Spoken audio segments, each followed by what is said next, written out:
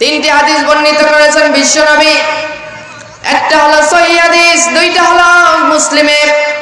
এক নম্বরে বিশ্বনবী বলেন, ধনী লোক এবং গরিব লোককে মিজানের পাল্লায় দাঁড় করানো হবে, কিন্তু গরিব লোক 500 বছর আগে ধনী লোকের যে জান্নাতে চলে যাবে। পড়েন সুবহানাল্লাহ। ধনী লোকের 500 বছর আগে জান্নাতে চলে যাবে। তখন সাহাবীরা বলবে, আল্লাহ, এ কেন জান্নাতে যায়? ও বলবে, ও কোনো মানুষের লুট করে নাই, ও কিভাবে মানুষের হক নষ্ট করতে হয় সেটা জানে না, কিভাবে ব্যাংক অ্যাকাউন্ট খুলতে হয় জানে না, কিভাবে প্রতারণা করে বিকাশ থেকে টাকা নিতে হয় ও জানে না।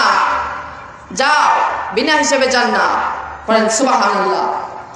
2 নম্বরে মুসলিমের হাদিসে নবী বলেন, সাধারণ মানুষকে এবং বুদ্ধিমান মানুষকে যখন মিজানের পাল্লায় দাঁড় করানো হবে, সাধারণ মানুষগুলো জান্নাতে চলে যাবে। এই দুনিয়ায় বুদ্ধি খাটিয়েছেন, 2 জনের মধ্যে বিভেদ খাটিয়ে দিয়েছেন, এবার বলেছেন আসো আমার কাছে আসো, তুমি দাও 5,000, ঠিক কিনা? আর একজনের বলো, তুমি দাও 10,000, তোমার পিছনে রায় চলে যাবে, তোমার রায় হবে, ঠিক কিনা? এমন লোক আছে না নাই?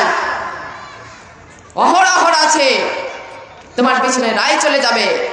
এই বুদ্ধি ওই দিন আর খাটাতে পারবেন না, ওই দিনে একজন বুদ্ধি খাটাবেন, তিনি কে? এজন্য এখন যারা গরিব তারা নিজেকে ছোট মনে করেন না, আল্লাহর কাছে আপনারাই বড়, ঠিক কিনা? আল্লাহর কাছে হচ্ছে আপনারাই বড়।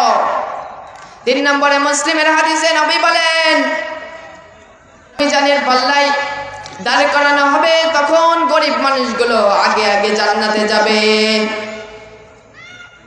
কারণ কিভাবে মানুষকে প্রতারণা করা যায় সেটা জানতেন না গরিবরা। এই যে গরিব আপনারা জানেন কিভাবে স্মার্টফোন চালাতে হয়, কারণ আপনাদের কিনারই তো সামর্থ্য নাই। আপনারা ব্যাংক অ্যাকাউন্ট খুলবেন, এটা তো আপনারা জানেন না। কিভাবে বিকাশ থেকে টাকা প্রতারণা করবেন, এটা তো আপনারা জানেন না। বিনা হিসাবে এই লোকগুলো জান্নাতে চলে যাবে। পড়েন সুবহানাল্লাহ।